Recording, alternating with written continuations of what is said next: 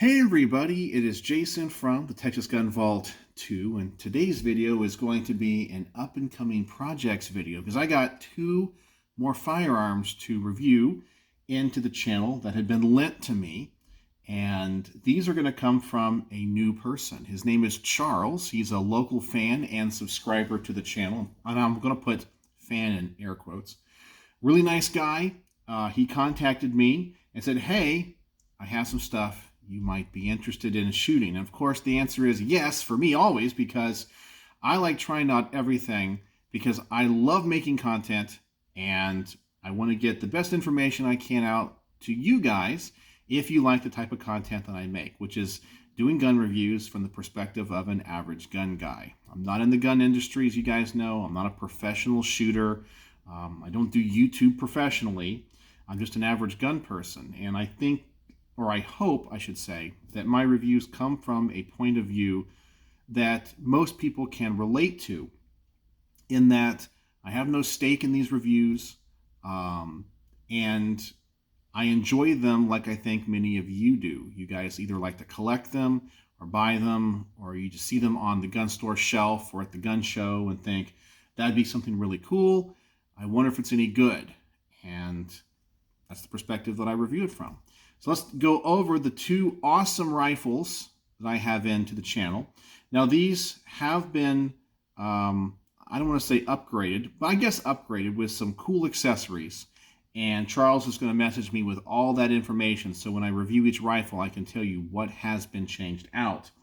The first thing we're going to take a look at here is an American Defense. And I guess it's American Defense Manufacturing. And the model is the UIC. So that is a beautiful rifle. 13.7-inch barrel with the muzzle device being pin and welded to 16. So some people are going to ask, is that an NFA item? The answer is no, it is pin and welded. It is a Surefire War Comp. It also has a Surefire light on that, an awesome Trijicon scope. I'm really excited to try this out because my good friend D, who lends a lot of awesome rifles for me to shoot, he likes Night Force. I can tell you I've fallen in love with Night Force stuff. But this is a Trijicon, and for some reason I've always been kind of a fan of Trijicon. I've never really gotten a chance to shoot their scopes. I've always shot their red dot optics. So this is going to be a real treat for me. One of the upgrades, and see if I can get this in the right light here. This is a dark bronze finish. Really cool, not quite flat dark earth. Beautiful, beautiful milling on this lower and upper receiver. It really does feel quality. He has put in a Geisley super semi-automatic enhanced trigger, which I'm really looking forward to shooting because I just bought one of these for my Mark 12 build, waiting for that to come in. So I get a chance to shoot that in another platform. Lots of cool ambi controls. A lot of things about this gun I can already tell you I'm going to like. Some things I will say that I don't like, but not like huge things. Like I always say, you know, when you're spending this type of money on a rifle like this, I kind of feel like they need to have a little bit different furniture because the Magpul stuff is kind of base, you know. But of course people say it's cheap, so you can change it out to anything you want. But I understand that. But that's what it comes with. Nothing wrong with that, though. I mean, it definitely works. But man, is this thing just one beautiful, beautiful rifle. Man, that is going to be a lot of fun to shoot. All right, so let me set this one down and show you the other one. Now, this is one that I have been anxious to shoot because I have never shot anything else through an AK platform except 7.62x39. And unfortunately, this is not an AK-74 in that it's a 5.45, but it is a 5.56 or 223. So this is an Arsenal SAM5 in 5.56. Obviously, you can see some upgrades here. He also has a really cool EOTech red dot. I have not had a chance to see one of these in person and get to try one of those out. So excited about that. Nice side rail on it. I'm curious to know more about this adapter on the end. Now, I guess I'm kind of an AK purist because when it comes to AKs, one of my gut instincts is to have a traditional stock on it, whether that be a folding stock, underfolder, or the, I guess the regular triangle stocks. You put an M4 stock on this, I don't know. It's like, everyone always talks about which is better, AK or AR. But yet, the AK guys are like, well, obviously AKs are better, but then they put on M4 and AR-15 furniture. I don't know. But anyway, I'm really curious about this adapter in the back because I have a SAM5 and it has the 2 tangs, which actually makes finding stocks for it kind of difficult. But this obviously doesn't have any tangs on it. I'll have to take the dust cover off and actually see how it's attached. I'm kind of curious about that. But I like this, I think from a practical standpoint. And I guess if it's chambered in 5.56, in my mind, it's okay to have more like AR furniture on it because it's more in that vein. One of the things that Charles told me about this rifle is that these, I guess, were notoriously overgassed in that when they drilled the ports, they bored it out to the same size as 7.62. So he put on an adjustable piston on this. So I have to learn about that. Really cool handguard here. Really neat muzzle device, but he's going to get me all this information.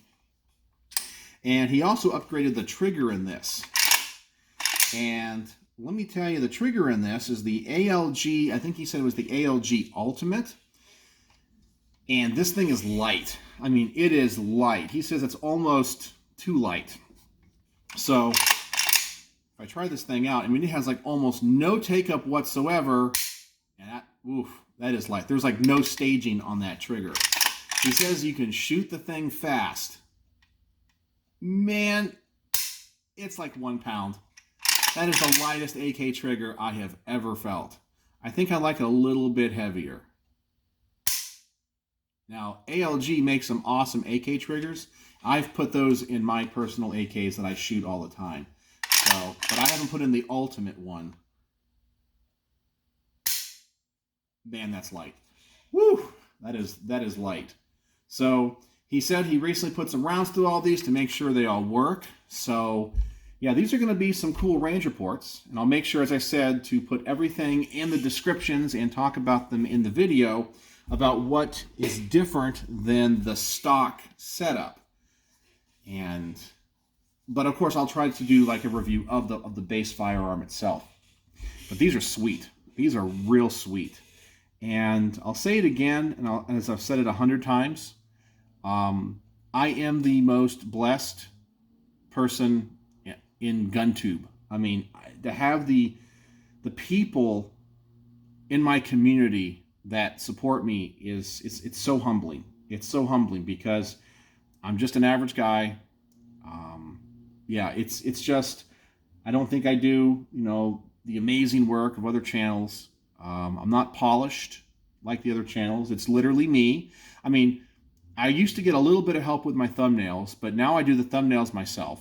I had my son help me out, and he just got so busy. So I learned how to use like Canva, which is like a website.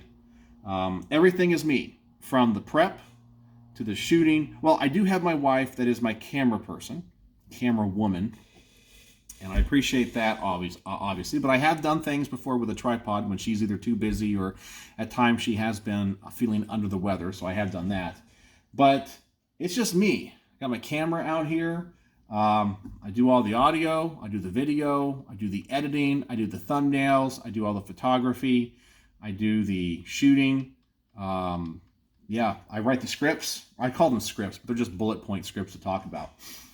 So that's it. It's a one-man show in operation around here, and I do all this between my regular job and all the other things I have to do around the house and just life and family stuff. So for me to have the support that I do is humbling beyond words. So thank you, Charles. This is going to be awesome. And what do you guys think about these awesome rifles in for review? So if you're a Patreon, hopefully you'll see these up on the Patreon within the next 2 weeks. I always tell people when they lend me a gun, I try to get it within 2 weeks. Some people are like, take your time. And those people, I sometimes put those guns kind of further back in the queue because I do have ones that I try to rush, but I try to get them out in a timely manner.